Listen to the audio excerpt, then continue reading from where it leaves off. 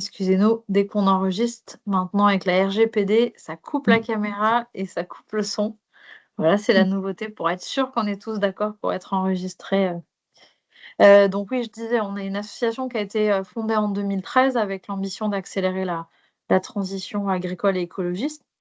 Donc vaste sujet, on s'est pour le coup concentré sur 5 grands champs d'action qui sont le champ de la formation, et c'est en partie pour ça qu'on est là aujourd'hui, pour accompagner les porteurs de projets, les agricultrices, agriculteurs déjà installés, à pouvoir améliorer leurs pratiques et diversifier aussi les ateliers sur la ferme. On a un pôle d'accompagnement pour les porteurs de projets à l'installation, un pôle également de sensibilisation pour rayonner, diffuser toutes les bonnes pratiques gratuitement à travers des podcasts, des portraits de ferme, et également un concours qui est régional. Donc cette année, il a eu lieu en région Aura pour récompenser les fermes les plus innovantes. On a également un pôle agroforesterie pour réintroduire l'arbre au sein des fermes et toutes les pratiques liées aux infrastructures agroécologiques. Et enfin, pour faire tout ça, il faut pouvoir le financer. Donc on a monté une plateforme de financement participatif qui s'appelle Bluebees. Donc c'est des gens comme vous et moi qui pouvons en don avec contrepartie, financer, l'agriculture et l'artisanat, français. Voilà en quelques mots. Et David, du coup, je t'invite à remettre ta caméra et ton micro qui ont été coupés, lors du lancement de l'enregistrement pour te présenter et introduire, voilà, ce webinaire, autour de la création d'une ferme, en élevage, principalement, élevage, bovin, à l'herbe. Salut tout le monde. Donc moi c'est David Tregart. J'ai une ferme ici en Bretagne, dans les Yvelines, dans 35. Et je suis installé moi depuis 2020 dans un système entièrement herbagé. Dans l'idée, on a 84 hectares cette année et 84 hectares de prairies. Et donc l'idée c'était d'installer dans une ferme qui était assez simple et assez low cost, avec le moindre annuité possible, le moindre coût, niveau structurel et opérationnel, et un peu de temps pour la famille. Je suis très famille, moi, donc il fallait que j'arrive à rejoindre toutes ces choses-là. Donc, je suis installé avec une soixantaine de mères salaires qui étaient à la base en croisés avec du charolais. Et que là, depuis cette année, on commence à faire les salaires purs, quoi. Donc, le système, il est très, très simple avec de l'herbe et sans bâtiment. Donc, ça change que j'ai les bâtiments sur la ferme, dans la reprise, mais on n'utilise pas les bâtiments pour les animaux. On appelle ça du plein air intégral. Voilà. Donc, c'est un levier très important pour la gestion des coûts. Voilà. Donc, ça, c'est la ferme à peu près. Et à la base avec les débouchés, moitié vente directe, moitié en filière. Et aujourd'hui, on a 80-90% en vente directe.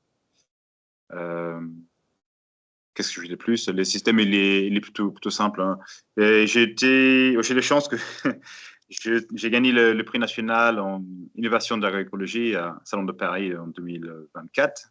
Et c'est la première fois depuis longtemps, c'est un éleveur qui a gagné ce prix-là. Donc j'étais très content qu'on puisse innover en élevage. On peut quand même faire quelque chose qui est niveau d'écologie qui est intéressant, mais aussi il y a une rentabilité économique qui suit, quoi. Ça, c'est quand même un peu important qu'on arrive à vivre de nos métiers. Donc, je suis content d'avoir gagné ce prix, un peu de reconnaissance de travail que j'ai fait ici.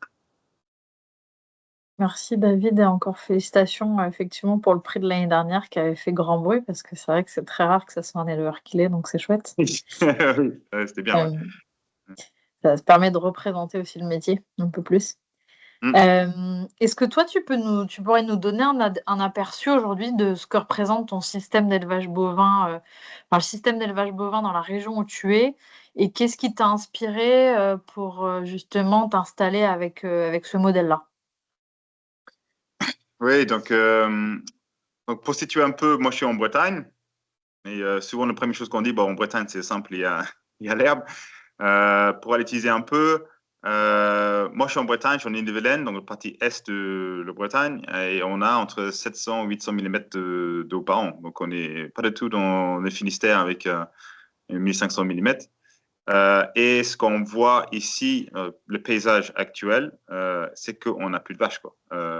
Il y a beaucoup de culture, beaucoup de méthanisation, et on a les vaches, mais qui restent en bâtiment avec système Mace. Et moi, j'ai une ferme herbagée, ma voisine aussi, j'ai la chance. Et après, il y a plus de kilomètres où il n'y a pas une vache dehors. Donc, c'est vrai que le paysage en Bretagne, ça change pas mal. Le problème que ça présente, c'est que quand on veut faire un système qui est atypique, qui est herbagé, bah, on n'a pas forcément le référence, on n'a pas forcément le soutien. Donc, je me suis inspiré beaucoup, moi je suis britannique, je me suis inspiré beaucoup de ce qu'on fait en Angleterre, tout ce qui se fait à l'étranger aussi. J'ai contact un peu partout dans le monde.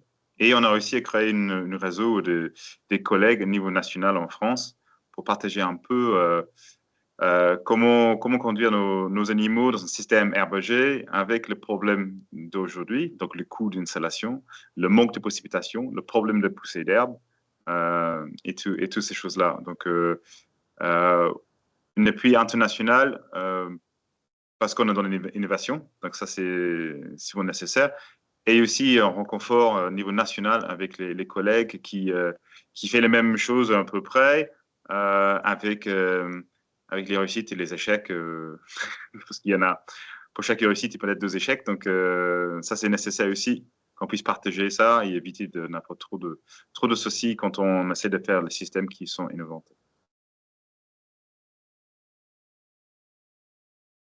Merci David. Et quand tu quand tu t'es installé, qu'est-ce qui te semblait toi important, dès le départ pour que, bah, ton activité, elle soit viable et pérenne? Parce qu'on sait qu'aujourd'hui, bah, c'est pas évident de s'installer, en élevage et de trouver un modèle économique qui soit viable. Et ce qu'on Mm. entend, par viable chez Ferme d'Avenir, en tout cas, qui est notre ligne directrice, c'est, au moins être sur un SMIC, qui est le salaire minimum en France. Voilà, comment tu as fait dès le départ et à quel horizon tu y es arrivé? Ouais, donc, comment on dit ça? Alors, assez simplement, au départ, je faisais pas de SMIC. Bon, ça, je vais être très, très clair là-dessus. Ça a pris 2 ans où c'était très tendu. Et les troisième année, où c'était plutôt bien. Troisième année, je faisais un résultat de un touche moins que 40 000. Donc, on est résultat, on est comptable. Donc, ouais, on est plutôt sur quoi, ça fait un peu plus que 3 000 euros par mois que je pourrais prélever. Mais au départ, ce n'était pas ça. Et ça, c'est lié beaucoup à la fiscalité des bovins. Alors ça, c'est un sujet un peu lourd peut-être pour aujourd'hui. Mais c'est quelque chose, j'insiste là-dessus parce que avant de s'installer, il faut se rendre compte aussi de le chiffrage du projet et que bah, les bovins, ça chiffre vite. Une vache, ça coûte de l'argent. Les bâtiments, ça coûte de l'argent. Les machines, ça coûte de l'argent. Et les terres aussi. Et, et donc, avant de s'installer, je pense qu'il y avait besoin d'une bonne compréhension des chiffres, hein, des chiffres et de la fiscalité. De voir où on met notre argent. Si on prend une ferme, on a une ferme qui est entre très chouette, mais il y a beaucoup, beaucoup de bâtiments qu'on n'a pas vraiment besoin et on est obligé de rembourser. Peut-être il y a un questionnement qui puisse poser, est-ce qu'on a besoin d'autres bâtiments? Ici, la stratégie, c'est d'avoir un minimum de bâtiments. J'en ai, mais ils sont en vétus, donc ils ne vont pas coûter très cher. Et un minimum de matériel. Vraiment un minimum de matériel. C'est un investissement avec une forte dépréciation. Donner une idée, ici moi j'ai 84 hectares, j'ai une centaine de GB, c'est de équivalent bovin, et j'ai un parc matériel de 27 000 euros. Donc c'est extrêmement, extrêmement peu. C'est 5 ou 6 fois moins même plus, que la plupart des fermes. Donc, matériel donc on délègue. Il y a une stratégie de déléguer, de faire moins, surtout, de pâturer toute l'année. Et tout ça, c'est quelque chose qu'on a besoin au départ, quoi. De savoir où on met notre argent et de mettre un maximum d'argent maximum d'investissement dans les choses qui rapportent. Et c'est la ferme, il y a vraiment que deux choses qui rapportent. C'est les vaches et les alpacas. On ne va pas investir dans les alpacas, donc on va investir dans les vaches. Donc un maximum de financement sur les animaux, parce que c'est la seule chose qui fait du retour. Tout l'argent qu'on met dans les machines, dans les tracteurs, dans les bâtiments, ça c'est l'argent qui part. Ça c'est clair et net. Donc la stratégie c'était ça, et ça permettait aussi d'être rentable assez rapidement. Et ne pas attendre la fin des annuités, pas le remboursement de crédit sur les machines ou sur les bâtiments pour essayer de s'en sortir économiquement. Donc un système qui est léger, qui est dynamique et qui s'adapte assez facilement. Pour moi, c'était vraiment ces points-là. Ça n'empêche pas que j'ai fait les bêtises, j'ai fait les erreurs, il y avait les échecs, il y avait tout ça. Mais en grande partie de stratégie était ça. Et surtout, donc, pour arriver là, c'était d'avoir les animaux dehors toute l'année, qui était un levier monstrueux économiquement. Si on a 5 vaches, on peut peut-être trouver un abri qui ne coûte pas très cher. Si on a le kilo dans une centaine, c'est plus compliqué. Il y a la mise aux normes des bâtiments aussi. Et dès qu'on a les bâtiments, on a la gestion de fumier, on a le paillage, le curage, les pendages et tous ces coûts-là. Et le travail qui va avec. J'essaie de minimiser mes heures de travail. Donc, de passer en pleine intégrale, c'était vraiment clé à l'installation, niveau d'investissement, niveau de temps de travail. Après, il y a un savoir-faire technique qui va avec ça. Donc ça, c'est quelque chose, il faut peut-être faire attention à l'installation. Si on n'est pas compétent avec la gestion des prairies, d'aller directement en pleine intégrale au départ, il y a une question peut-être à se poser là-dessus. Il faut au moins avoir un plan B. Est-ce que du coup, David, peut-être pour se projeter, si je reformule ce que tu disais, donc les 2 premières années financièrement, quand tu étais en phase d'installation compliquée, à partir de la troisième, tu as réussi à te tirer un revenu. Oui. Est-ce que pour que les gens puissent avoir une idée et se projeter, tu pourrais donner un ordre de grandeur sur toi, les investissements de départ que tu as dû faire, donc en minimisant, comme tu l'as dit, les coûts sur le bâtiment et tout ce qui était lié à la mécanisation? Oui, donc le parc matériel à la reprise, c'était 41 000 euros. 41 000 euros il y a 6 ans. Donc, matériel très très simple. On avait faucheuse, faneuse en donneur. Et franchement, je pourrais vraiment passer de faucheuse. J'avais un peu de fumier au départ, donc j'avais une remorque que j'ai vendue depuis. Et un petit tracteur 90 chevaux qui a 15 ans pour démarrer. Donc, c'est un parc matériel très très simplifié. Et si on a besoin de plus de puissance ou quelque chose comme ça, c'est quelque chose qui est délégué. Ça c'est le parc matériel et un quad. Ça, c'est chacun un autre truc. Mais vu le surface que je dois courir pour faire pâturer, le quad, c'était indispensable. J'ai un copain qui a un VTT électrique maintenant. Il est content avec ça. Donc, voilà. Donc, parc matériel minimum. Et bah, ça s'enchaîne avec aussi la gestion de parc matériel. Donc, moins d'entretien, moins de frais et moins de GNR. GNR, on passe 800 litres par an. C'était 5 000 litres par an. Mon prédécesseur, mon Célan, il passait 5 000 litres par an. Moi, je passe 800 litres. Le marché à côté de moi, qui travaille avec traction animale et un tracteur, il passe 8 000 litres. Donc, ça, c'est assez intéressant. Pour les bâtiments, j'avais que des bâtiments vétustes. Donc, moi, j'en ai eu pour 10 000 euros oui, non. J'avais 10 000 euros de bâtiments, des tables, etc. Mais il y avait bâtiments pierre qui étaient vendus avec les fermes. Donc, j'avais quand même 35 000 euros de bâtiments en pierre, qui me fait une belle jambe, franchement. Mais bon, ça, fait partie entre une ferme et les choses qu'il faut accepter. Maintenant, j'ai fait les boutiques de la ferme dans ces bâtiments-là. Il n'y a pas d'animaux. Avant, il y avait des animaux. Donc, il y avait 35 000 euros d'investissement en bâtiment, 12 hectares de terre. Donc, on est pour 50 000 euros à peu près des terres. Donc là, il faut faire attention parce que le test n'est pas amortissable. Donc ça, c'est quelque chose, on va peut-être parler plus tard, mais fiscalement, à faire attention. Maintenant, chez les collègues, ils ont pris la décision de faire les GFA, les choses comme ça. Il y a d'autres organismes maintenant pour financer les terres. Là, et il y a surtout les animaux. J'ai eu 200 000 euros de vaches. 200 000 euros de vaches. Et celui-là, c'est le seul qui fait l'argent, mais c'est dur à rembourser autant d'investissements dans les animaux, donc, mais c'est la seule chose qui marche. Et demain, si je refais une empreinte, c'est pour les animaux. Ce ne sert pas, je pense, pour le matériel ou un bâtiment, des choses comme ça. Donc, j'ai vraiment visé beaucoup dans les animaux. Et aussi, il y a les frais de vaisselle variés, il y a les coûts, d'installation, frais notariales, les choses comme ça. Et mon argent perso, j'avais 10 000 euros, moi, au départ. Je suis allé à la banque avec mon prévisionnel, avec 10 000 euros dans mon compte en banque, pour dire que c'est ce que je mets dans le projet. Ah bah, celui-là, il part dans 9 ans, quoi. Et donc, il part dans les paperasses, dans les frais notariales, dans les frais de gestion et tout ça. Et ça, c'est typiquement la banque qui vont financer le capital.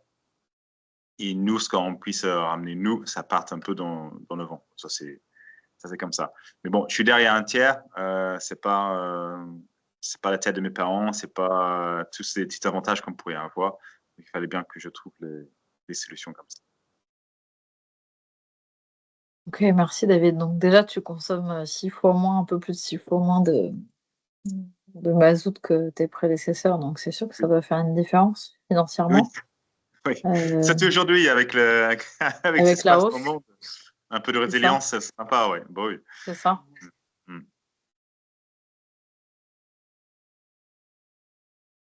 Mm. Du coup, comme toi, tu es sur un système de pâturage tournant à l'herbe, est-ce que tu peux expliquer, toi, la différence que ça fait au quotidien et comment tu fais en termes de gestion et d'organisation du travail? Tu peux nous expliquer? Ouais, pour moi, c'était le meilleur choix qui a été fait, c'était d'avoir les animaux en système tournant. Donc, on va entendre pâturage plan dynamique ou choses comme ça. Nous, c'est un petit peu différent ici, mais n'importe.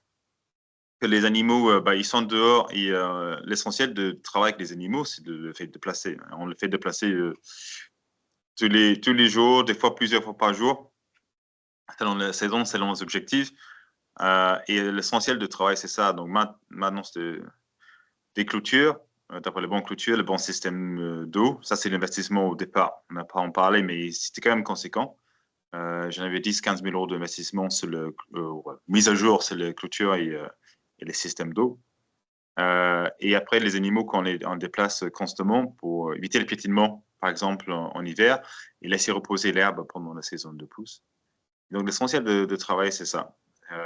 Alors, aujourd'hui, j'ai même mécanisé, entre guillemets, ça. On a une machine qui ouvre les barrières pour les animaux pendant que je ne suis pas là. Donc, ça me donne un peu plus de souplesse pour mes ventes directes, etc. Donc, par exemple, ces matins, ils sont déplacés tout seuls à 6 heures du matin. Et moi, je peux m'occuper de mes enfants, etc. Donc, il y a des petites choses qui puissent se faire comme ça. Et c'est vraiment de cette gestion d'herbe. Et quand on est en pleine intégrale et on n'a plus les bêtes en bâtiment, de ne pas avoir tous les pondages, le paillage, les fumiers, tous ces travaux-là, qui demandent aussi le matériel, etc. Et les mises en normes par rapport au stockage de fumier, les effluents. C'est vraiment la simplification de la ferme. C'était vraiment le point clé. Et donc, les gestions de prairies, c'est mon dada. J'adore ça. Et pour que les prairies, ils s'améliorent. Pas juste qu'ils ne se dégradent pas, mais qu'on est meilleur et qu'on n'a pas en train de retourner tous les 5 ans. J'ai les prairies, on a fait le concours de prairies avec prairies de 7-8 ans qui gagnent contre les prairies temporaires de 3 ans. C'est une gestion de prairies qui est un peu particulier et on prend soin. Et aussi au niveau du coût, parce qu'après en bio aujourd'hui, moi je suis en bio, mais après en bio aujourd'hui, c'est à peu près 500 euros l'hectare pour l'installation de prairies. Tout travail et semences comprises. Donc le refaire le prairie trop souvent, ça peut arriver, mais on essaie d'éviter si c'est pas nécessaire. Donc ouais, simplification du système. Euh, Ça, c'est vraiment le truc. Donc, avoir une race aussi qui est adaptée à ça. Hein. Ça, c'est clair. Hein. Si on s'installe et on a les vaches à fort potentiel, et on va s'installer en blonde d'Aquitaine et on fait le plein intégral et on pense qu'on va gérer le vélage dehors la nuit avec une valeuse ou je sais pas quoi, bah, il faut poser des questions. Ça peut bien se passer, mais il peut avoir les soucis aussi. Moi, je suis en salaire. C'est connu que ça va très bien. Ils s'occupent à peu près d'eux-mêmes. Ils n'ont pas difficile à faire patcher non plus. pour quelqu'un qui ne veut pas trop compliquer la vie, je pense que c'est un choix de race qui est intéressant. Il y a certainement d'autres. Mais bon, c'est important aussi. Mais ça va avec les débouchés. C'est ça, je reviens toujours au système. Choisir une race, c'est excellent. Est-ce qu'on a le débouché pour cette race-là? J'ai les collègues qui, je vois les jeunes s'installer, ils s'installent en Highland. Oh, c'est super rustique, c'est chouette. Personne n'en veut. Personne n'en veut des Highlands. Les marchands, ils n'en veulent pas les Highlands. Les ventes directes, c'est pas évident en fait. Faut se méfier. Ouais, faut se mettre en question un peu aussi ce qu'on fait. Est-ce qu'on a les débouchés? Moi, j'ai 2 Highlands pour le coup, parce qu'ils sont jolis, que je croise avec les Charolais. Et tous les naissances, ils sont en Charolais. Ils sont là pour le plaisir. C'est pas un objectif économique avec ces animaux-là. Mais ouais, poser la question, avoir un système, une réflexion systématique qui est cohérent. C'est quand même hyper important. Et pour rebondir, David, sur ce que tu disais, la simplification de la ferme, là, pour ton système de pâturage tournant dynamique, où c'est quasiment autonome, j'imagine que tu as installé ça sur panneaux photovoltaïques pour que ça s'ouvre et ça se ferme facilement, automatiquement, sans qu'il y ait besoin d'utiliser, disons de se brancher sur le réseau classique. Oui, c'est ça. Donc, j'ai une petite machine qui vient de l'Argentine. On a d'autres en France maintenant. J'avais le premier, moi, il y a 5 ans. C'est une petite machine qui coûte dans les 300-400 euros, avec un petit panneau solaire, avec une minuterie. On met de l'heure quand on veut que ça se lève le fil. Les fils, ils se lèvent. Les vaches, ils vont sous les fils, le prochain paddock. Alors, ça n'empêche pas qu'il faut aller voir les animaux. Ça, on n'empêche pas ça. Mais ça enlève l'astreinte. Donc, ça va un peu plus de souplesse dans la gestion de la ferme. Je sais qu'ils sont déjà déplacés. Je sais que ce soir, je ne vais pas être là. Moi, je vais mettre la machine, ils se déplacent sans moi. Et c'est plein de choses comme ça. On a un bac à eau qui suit les animaux. C'est un bac à eau qui fait 100 litres. Et nous, on a jusqu'à 80 vaches dessus. Donc, sans libre, mais qui suit les animaux avec une tâche rapide et que changer les animaux et changer l'eau et dépasser les minéraux, parce que je vais mettre les sels de Guérande, etc., c'est 20 minutes. Les astreintes avec les animaux, c'est 20 minutes par jour. Malheureusement, c'est pas tout ce qu'il y a à faire, c'est le faire. Donc, j'arrive à remplir mon temps avec plein d'autres choses aussi, mais c'est vrai que quand l'astreinte est minimisée, quand le travail obligatoire est minimisé, en fait, ça donne beaucoup plus de temps. Et donc, les premières années, je ne cache pas, il y a toute remise à un nombre de la ferme à mettre en place et mettre les systèmes en place. Et les choses qu'on fait bien, fait moins bien, mettre tous les systèmes d'eau. Moi, j'ai des kilomètres de tuyaux. C'était très chronophage. Je travaille énormément. Aujourd'hui, effectivement, 20 minutes de travail, les animaux sont déplacés. Si vraiment je suis pris, et ça arrive, j'ai de l'eau de vache sur la ferme. Si le barrière automatique il fait déplacer, je suis pas là, en fait, je n'ai pas besoin d'y aller. Je vais aller juste parce que, au cas où qu'il y a un problème, mais non, niveau de temps de travail avec les animaux, ça n'a pas besoin d'être un grand corvée avec les heures de travail. Et tant mieux parce que moi, j'ai une famille, je peux passer le temps avec eux. Moi, je mange avec ma famille matin et soir, le week-end aussi. Je suis impliqué à l'équipe de rugby de mon fils, je suis coach et j'ai besoin de temps. Quoi. Je suis tout seul sur la ferme. Et j'ai fait le vente direct. J'ai fait le vente direct de 40 bêtes par an. Quoi. Donc, et j'arrive à tout faire. C'est gérable. Quoi. Donc, non, parce que le système est simplifié. Et peut-être juste, moi, ça m'a intrigué là, tes 1000 litres d'eau qui se déplacent tout seul avec les vaches. Tu peux juste nous en dire un peu plus? Excuse-moi, c'est 100 litres. Donc, c'est un 100 bac. litres, pardon. Ouais, c'est un bac of float qui vient de Nouvelle-Zélande. Et Kiwitech qui vend ça. Et c'est fait pétrir derrière les quads. C'est même conçu comme ça. Moi, je mets mes clôtures en height and seal. Donc, clôture très souple. Je peux rouler sur le clôture avec le quad. C'est fait pour. Le clôture, il se baisse. Donc, je n'ai pas besoin d'aller vers les barrières, ouvrir une barrière, descendre de quad et tout ça. Je peux aller directement. Je peux accrocher le back of float derrière. Je le vide. Je fais un déplacement de 50 mètres en tirant derrière le quad ou à la main. Ça se fait bien aussi. Et j'ai une tâche rapide. C'est un push-pull. Et comme un tuyau de jardinage. Un peu comme ça, un peu plus costaud, et je branche et c'est fait, quoi. Et petit truc comme ça, on n'a pas un bac à eau qui reste dans un endroit, on n'a pas le piétinement qui vient autour de bac au haut. Donc, on n'a pas les adventices qui s'installent dans ces zones-là. Donc, on n'a pas besoin de... Et ça s'enchaîne, en fait. Hein. On a une meilleure répétition de fertilité. C'est une petite chose, hein. C'est une petite chose, mais qui fait que tous les prairies, tous les systèmes, ils roulent, quoi. Donc, moi, je suis très fan de tout ce qui est lean management. Si vous voulez bouquiner un peu ce lean management, simplifier la vie, c'est l'objectif. Je ne pas toujours. J'essaye. Ouais. En fait, oui, ce dont tu as vraiment bien pensé ton système au départ pour effectivement, on voit par l'additionnalité des petites choses, bah, tu passes moins de temps que peut-être sur une ferme plus classique avec les animaux. Oui. Si c'était à refaire, tu dirais que ça serait quoi les erreurs que tu éviterais ou que tu pourrais donner comme conseil à l'installation ou s'il y a des gens qui veulent changer de modèle? Oui, bah, il y avait des choses, effectivement, avec du recul, toujours facile avec du recul. Le fiscalité, c'était quelque chose que je ne comprenais pas, en fait, à l'installation. Et c'est pas quelque chose que dans les formations que j'avais fait ou ce que j'ai vécu en travaillant dans les fermes, que j'avais pas de maîtrise là-dessus. Et il y a les solutions, il y a les solutions fiscales. Aujourd'hui, le problème, c'est que le ferme, il est commencé à faire un peu d'argent. Et on se fait taper maintenant par les messards, un truc de, un truc de bien, quoi. Donc, la fiscalité, la maîtrise de fiscalité, de se former en fiscalité avant l'installation, ça c'était vraiment, de tous les erreurs que j'ai fait, c'était le plus gros. Euh, je pense, c'est pas une erreur que j'ai fait, mais ce que je vois, c'est de sous-estimer le pression que ça met sur le vie de couple. Alors moi j'ai la chance d'avoir une femme vraiment formidable et qui est très patiente avec moi, mais c'est vrai que je vois que il y a beaucoup de pression, c'est l'installation, il y a beaucoup d'endettement, beaucoup de travail.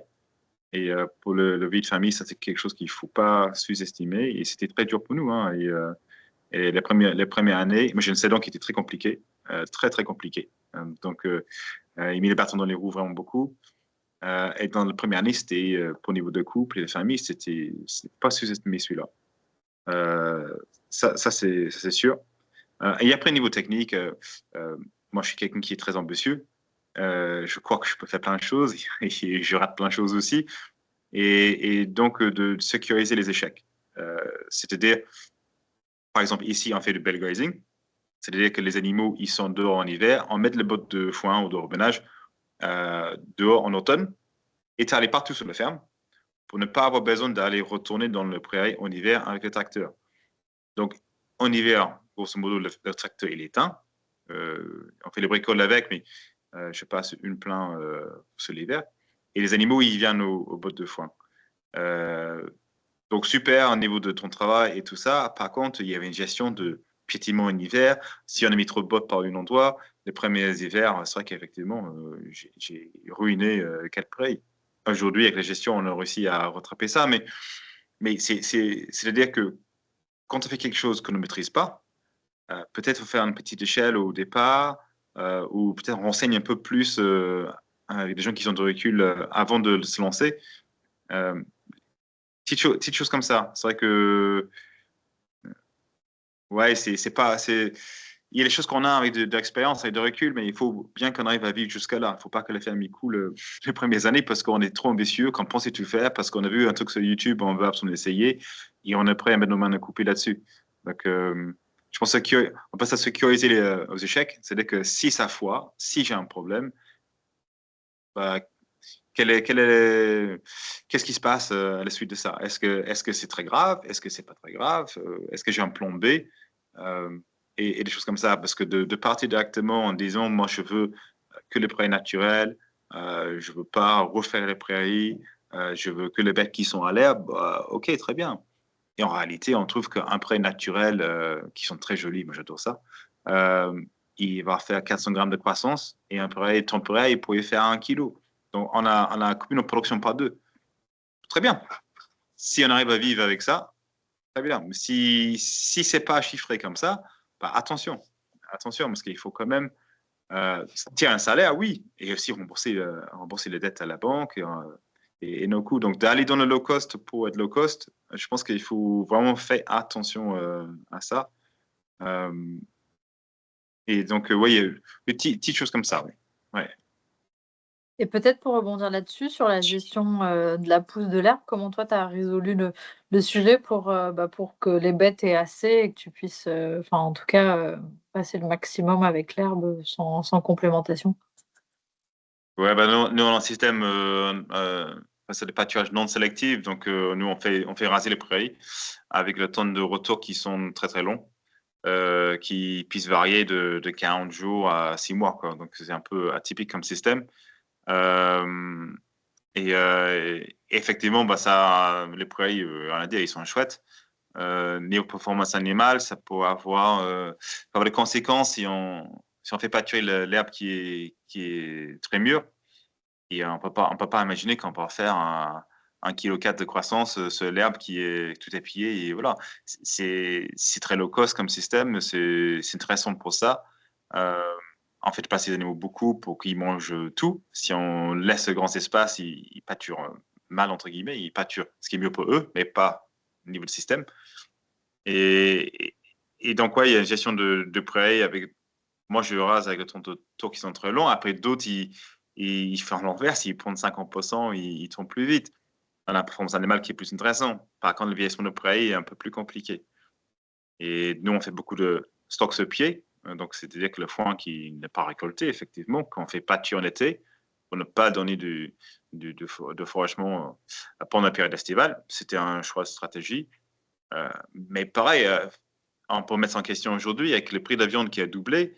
Aller chercher la performance animale est peut-être plus intéressant aujourd'hui que d'économiser sur le stock distribué. C'est pour ça que c'est important d'avoir une stratégie et une remise en question qui est constant, quoi.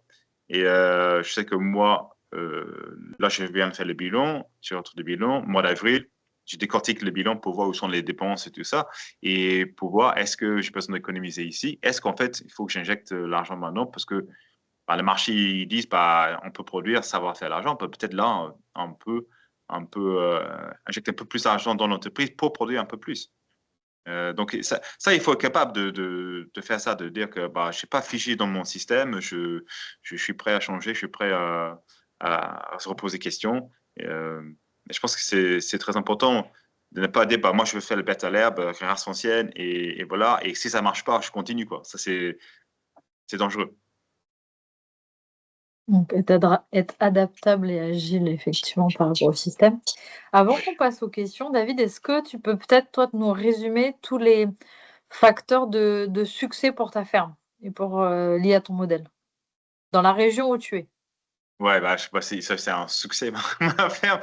Après, il y a les choses qui sont intéressantes peut-être, mais euh, ouais, je pense que la remise en question est important d'avoir une pensée stratégique et pas technique. Euh, la technique, on a besoin, mais sans la réflexion stratégique, donc le vision de l'ensemble, euh, je pense que souvent là, ça foi. On peut être très très bon techniquement et quand même pas s'en sortir. Donc, avoir une réflexion stratégique, une remise en question, et voir chez les collègues hein, comment ça se passe et parler avec eux, quoi. Et pas s'enfermer là, on est à l'aise. Je pense que c'est facile aussi d'aller voir d'autres fermes, aller voir les fermes conventionnelles qui ne sont pas de même système que nous. Et ils ont certainement plein de choses à apprendre. Euh, Moi, la fiscalité, j'ai appris ça avec les fermes, avec les gars qui ont un système très intensive. Les gars en lait, un truc comme ça, on parle de fiscalité avec eux, mais ils maîtrisent le sujet. Donc, il faut remise en question et tout ça, et la réflexion stratégique, je pense que c'est les deux les plus importants. Et la fiscalité aussi, tu disais? Ah oui, fiscalité. Ah bah oui, et j'y pense quasiment tous les jours, hein, tout de suite à la fiscalité. Ouais, c'est vrai que il y a les solutions pour ça. Pour eux qui veulent s'installer dans le système herbager, par exemple, le microbia, c'est quelque chose qui aujourd'hui est assez intéressant à faire. Le microbia en deux associés, c'est même vraiment formidable. Euh, Ça, c'est quelque chose que j'ai pas fait. Je pourrais faire. Il me faut un associé pour le faire parce que j'ai trop d'animaux, j'ai trop de chiffre d'affaires. Mais c'est vrai que le réflexion fiscale avant de démarrer, euh, je pense que c'est bien. Pas une fois qu'on est déjà là, où effectivement on peut avoir un résultat comptable qui est très bon, mais avec le problème de trésorerie à la suite d'avoir ces problèmes fiscaux imposition et cohésion sociale, quoi. Ça marche, c'est clair. Ouais. Et ben, ce que je vous propose, c'est qu'on puisse passer aux questions. Donc n'hésitez pas, voilà, à les déposer, dans le chat. Il y en a déjà quelques-unes qui sont arrivées. Donc il y a David, il y a Jean-Marc qui dit: «Pour les veaux qui naissent en plein air chez nous», donc c'est dans le 64 dans les Pyrénées-Atlantiques, les Ouais. veaux sont plus sauvages que ceux qui naissent en bâtiment et assez difficiles à récupérer. Qu'en est-il pour toi? Ouais, oui, bah, je suis relativement d'accord avec ça, dans le sens où les veaux qui sont nés dehors, c'est pas les veaux qui sont nés en bâtiment. Bah, ça, je pense que c'est pas très surprenant. Par contre, moi, le cheptel dans son globalité, moi, je suis un cheptel qui est extrêmement, extrêmement calme. Euh, je suis pas, j'ai pas la vache que je caresse ou tout ça, mais comme je le vois souvent, je suis contact souvent pour les déplacements. On peut aller dehors et on peut marcher entre les broutards, ils se lèvent pas. Donc ça c'est le fait d'être en contact avec eux, je pense, tout le temps. Et effectivement, par contre, le veau, et plus je suis en vache salaire, donc le mets aussi pareil, quand le veau il sort, bah, c'est notre délire. Donc, ouais, nous, ça peut poser des problèmes, ça pose des problèmes pour le bouclage. Alors, j'arrive à le faire, mais je ne laisserai pas, par exemple, un salarié ou un stagiaire boucler les veaux dehors. Il y a des solutions pour ça. Il y a les cages qui se mettent sur le quad. Je pense qu'on va investir pour que quelqu'un d'autre puisse le faire que moi. Mais c'est vrai que les veaux qui sont nés dehors, bah, ils sont plus vifs. Moi, je veux les veaux qui sont vifs.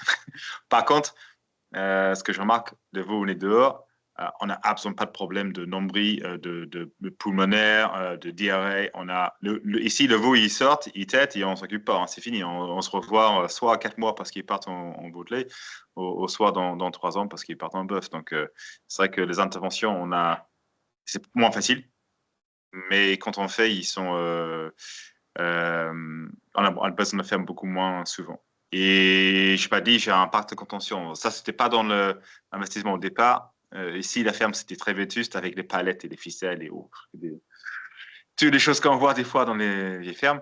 J'ai un parc de contention, par contre, de compète où je peux mettre tous les animaux de la ferme en même temps. Un parc de contention semi-mobile, modulable. Et ça, c'est quelque chose, je pense, en investissement au départ. Si je refais, je remettrai ça au départ. Ouais. Un parc de contention adapté pour faire les contentions. Moi, je peux faire tous les tri et toutes les prestations et tout ça avec les vétos pour faire l'axi tout seul. Ça, c'est en sécurité. Et ça, c'est chouette. Ça, il faut le faire.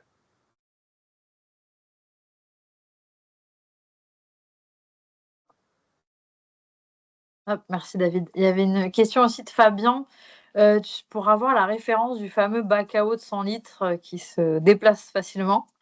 Oui. Voilà, si tu l'as, ça je Oui, vais bah, l'indiquer. ouais, c'est Kiwitech qui fabrique ça. Il s'appelle abreuvoir Python, comme le serpent, Python 100 litres. Voilà. Et on peut acheter ça chez Alliance Élevage et aussi directement avec Agnès Delpech, là où j'achète moi. C'est technopâturage.fr, il me semble. Donc, tous les produits Kiwitech, qui sont de très haute qualité. Je n'ai pas de droit avec eux, rien comme ça. Mais c'est vrai, ils sont un peu plus chers, mais pas pour moi, avant, on cassait les bacs. Avant, on cassait la reprise, j'avais les bacs de 1000 litres, comme on voit typiquement en plastique. Et le taureau, il mettait les pattes dedans, il cassait le flotteur. Moi je n'ai pas eu une bac de cassé en 5 ans. Et le taureau, il met les pieds dedans. Hein. C'était conçu pour l'élevage de taurillons à l'herbe. Donc, c'est vraiment quelque chose qui est chouette. Ouais. OK, super. Alors, je crois que tu l'avais dit en préambule, mais Jean-Marc qui est dans donc Pyrénées-Atlantiques pose la question sur, est-ce que tu penses qu'avec 800 millimètres pardon, de précipitations en hiver, les bêtes peuvent rester dehors? Et je crois que c'est les précipitations que tu as où tu es, hein. Tu as dit 700-800 si je dis pas de bêtises? Oui, c'est dans ce dos-là. On a des années, des fois, on a 1000 litres, on a des années, on a moins. Mais oui, on est typiquement autour de 700 ou 800 mm de flotte par an. Qui est moins encore d'Ardèche. Hein, donc, c'est pas tant ça. C'est juste que c'est reparti différemment.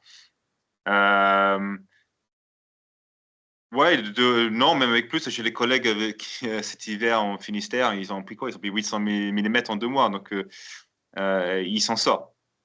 Donc, il y a moyen, mais il faut réfléchir le système, il faut voir ça différemment. Et oui, peut-être un jour.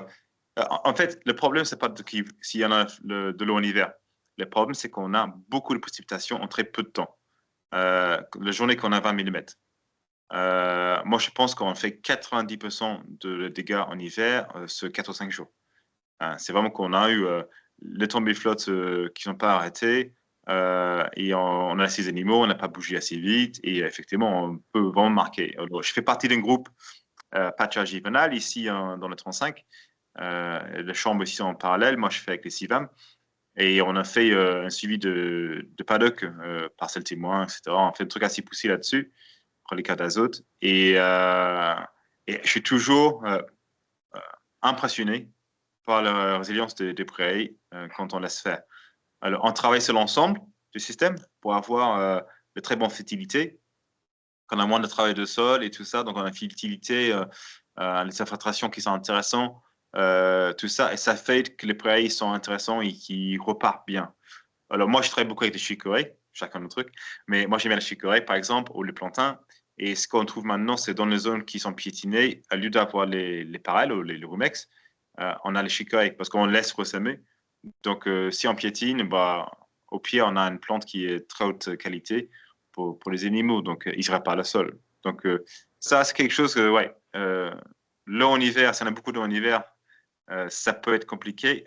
Je n'ai pas d'argile. Chez les collègues avec l'argile, c'est beaucoup plus compliqué pour eux. Je n'ai pas assez de retour pour parler à leur place. Moi, je suis ceux de limon ou des sables. J'ai plus de mal avec les sables en fait que le limon, c'est notre histoire. Mais ouais, je pense que c'est pas un frein d'avoir l'eau en hiver. Il faut juste faire attention. Il y a les collègues en Pays de Galles, en Écosse, qui ont les bêtes dehors tout l'hiver aussi. Et ils s'en sortent aussi. Ça va être gérable. Merci David. Est-ce que tu mets des amendements calcaires sur tes prairies? Ouais, c'est une excellente question. C'est quelque chose. Alors, c'est quelque chose qui était en réflexion depuis l'installation. Moi, j'ai une éducation assez scientifique. Et moi, je dis bien les analyses, on fait plein. Analyse de sol, analyse de fourrage, analyse d'herbe, analyse des prises de sang, analyse de poils des animaux. J'aime bien ce truc-là. Et pour faire la réponse assez courte, non. Est-ce que je vais le faire? Probablement. Quel type d'amendement? C'est là où c'est un peu plus nuancé. En tout cas, les apports grossières, non. Non, et c'est pas l'objectif non plus.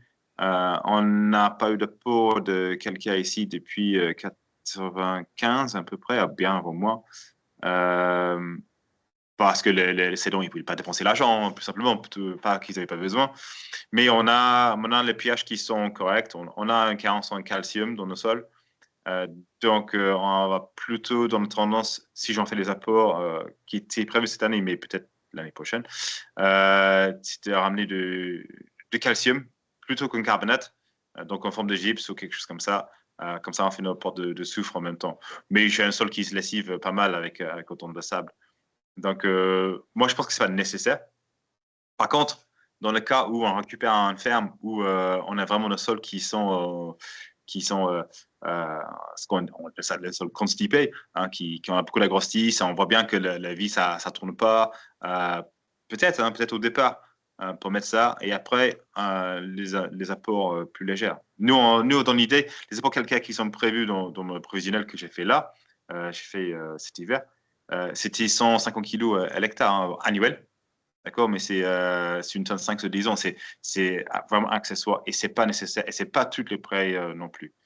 Voilà, c'est un sujet assez long à faire, c'est peu cas par cas, mais moi je suis dans le Massif granitique en Bretagne et un apport de calcium peut être intéressant, mais on n'a absolument pas de problème de pH. Après, bon, on n'utilise pas d'ammonitrate ou des choses qui acidifient le sol non plus, donc ça fait partie. Bon, c'est un sujet qui est long, hein, peut-être pas pour aujourd'hui. Merci encore quand même d'avoir répondu à cette question en nuançant. Et il y a une question donc plusieurs sous-questions à la question d'Émilie qui demande quelle formation toi tu conseillerais avant de t'installer quand il s'agit d'une reconversion pro et que les personnes sont non issues du monde agricole? Voilà. Et déjà, toi, qu'est-ce que tu as fait avant de t'installer? C'est quoi ton parcours? Eh oui. Ouais, j'ai pas parlé de ça. Alors moi, on va dire que je suis pas issu de mon agricole, sachant que mon père était fermier, mais moi je voulais pas faire ça. Donc j'ai fait autre chose. Moi, j'étais zoologue par formation. Euh, alors moi, j'avais fait les BPA, tout ça pour avoir les aides d'installation, essentiellement. Finalement, c'était plus intéressant que ça parce que ça crée les réseaux. Mais le plus important, je pense, c'était de travailler dans ce monde-là. Euh, et je pense qu'il faut pas, c'est dangereux de s'installer sans avoir vécu ce que c'est le travail dans une ferme et la gestion de la ferme aussi, quoi. Donc ça c'est quelque chose qui n'est pas évident à faire en formation. Et même une fois installé, je pense continuer la formation, continuer la formation sur la partie technique, et aussi sur la partie stratégique et tout ça. Hein. Moi, j'ai fait une formation de fiscalité l'autre jour. C'est des choses qui sont souvent oubliées. Euh, la gestion de l'entreprise, quoi. Et, mettre la casquette de chef d'entreprise, entrepreneur, et pas juste la partie technique. On a tendance à toujours basculer vers la partie technique parce que c'est passionnant, c'est très intéressant. Mais souvent, c'est la partie stratégique qui est plus rentable et qui fait vivre la ferme, quoi.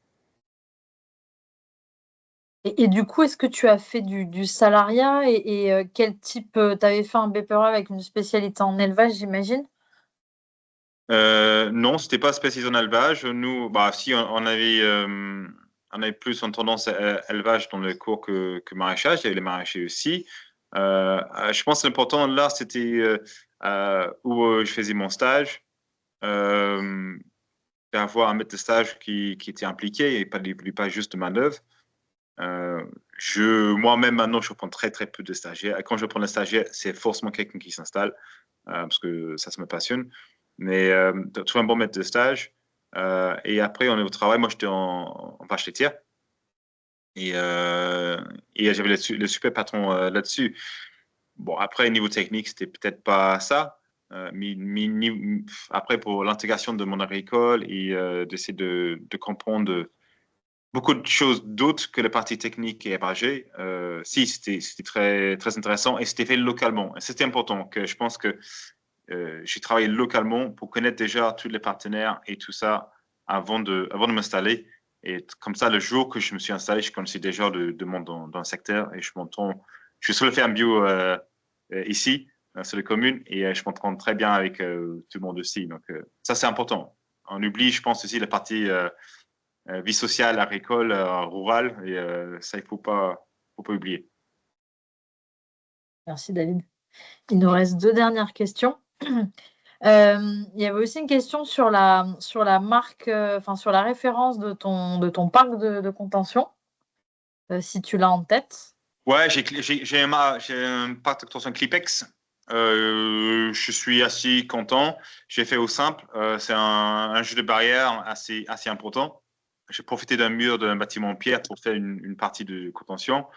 Euh, j'ai pas de cage de contention. Je veux bloquer les têtes et tout ça. Je fais vraiment au plus simple et moins coûteux. À l'époque, j'avais pour 18 000 € de parc de contention pour mettre toutes les bovins, donc l'équivalent sans EGB, dans le parc en même temps. Euh, il peut être mieux, il peut avoir une balance peut-être, il y a des petites choses qui pourraient se faire, mais surtout il est modulable. Et j'avais posé les questions de construire un parc avec les glissades d'autoroute, fait maison, un truc comme ça, comme on voit souvent, mais il n'est pas modulable. Si tu veux qu'on veut changer quelque chose à un moment donné, c'est beaucoup plus compliqué de la faire. Donc, d'avoir une parc qui est modulable, c'était un grand plus. Comme c'est un parc neuf, ici au moins on a un aide là-dessus. Je pense qu'on peut avoir un PCAE, ou l'ancien PCAE maintenant, pour avoir un aide. Et j'ai une aide de 40% de le département cet article. Donc finalement, à faire soi-même, c'était pas forcément intéressant financièrement non plus.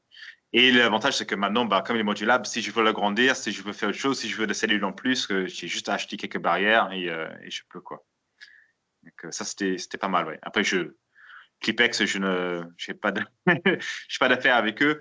C'est Pâture Vision qui vendait ça ici. Il y a eu quelques problèmes peut-être de galvanisation qui sont pas si qualitatifs à mon goût, mais à part ça. Écoute, c'est clair, merci David. Et enfin, dernière question, toi, tu mettrais quoi comme espèce fourragère, enfin, qu'est-ce que tu sèmerais, pour créer une prairie après une culture? Par rapport à la région où tu es et ton sol, À propos de la région où je suis, bah oui, bah c'est ça. Bah, déjà, se le faire, entre une champ et une autre, on a tellement de différences. Écoute, c'est des questions qui sont très difficiles à répondre. Ça dépend tellement de facteurs. Sans aller trop loin, bah, les régats chez nous, c'est compliqué. Moi, je suis sur une butte sableuse. Donc, déjà, le régras, on a, mais ça ne domine pas le parcelle. J'aime bien qu'on a 2 graminées, 2 légumineuses et 2 herbacées. Hein. J'aime bien qu'on a ça comme base. Et après, selon le parcelle, ça change. Hein. Donc, par exemple, ici, c'est les auteurs. Je vais mettre un fatuc élevé avec un dactyle, du chicory de plantain. Et peut-être je vais mettre un lotier et un trèfle blanc. Typiquement, quand on installe le parcelle, on va mettre une espèce annuel avec. Donc, ça pourrait être sous forme de métail, ça pourrait être les trèfles annuels aussi. Et il y a les plantes qui sont de durée moyen terme, comme un trèfle violet aussi. Donc, on finit vite fait avec 9 ou 10 espèces. Je fais tous mes mélanges moi-même, je n'achète pas les mélanges préfaits. Mais bon, ça, c'est le pâté sableuse. Si on va sur le fond de vallée, ouais, je vais mettre un fléau, je vais mettre un fétuc de près à la place. Peut-être au lieu d'un trèfle violet, je vais mettre un trèfle hybride parce qu'il peut faire la flotte. Donc, toujours cette idée d'en avoir un mélange avec 2 graminées, 2 légumineuses et 2 herbacées. Et après, ça change selon les parcelles, selon si je vais faucher plutôt que pâturer, etc. etc. C'est un sujet fascinant et on a fait des mélanges jusqu'à 30-35 espèces aussi. Donc, ouais, ça dépend, c'est tellement de facteurs, c'est difficile à répondre à ces questions. oui, mais bon, en tout cas, déjà, ça donne une idée, en parlant de toi et ce que tu as pu faire. Ouais. Bah, merci en tout cas David. Si vous souhaitez le rencontrer, approfondir le sujet, on a une formation à la fin du mois, justement pour pouvoir approfondir sur ce modèle de bovin à l'herbe, en pâturage tournant dynamique. Ça sera le 26 et le 27 mars, prochain, voilà, et on vous enverra, comme l'a dit Charlotte, en replay, le webinaire pour ceux que ça intéresse, ou pour le partager aussi autour de vous, si vous avez des gens, intéressés. Voilà. En tout cas, merci beaucoup pour votre présence. Merci David, de nous avoir accordé ce temps Non, au et plaisir. très bonne, journée, à toutes et à tous. Merci. Au Au revoir. revoir.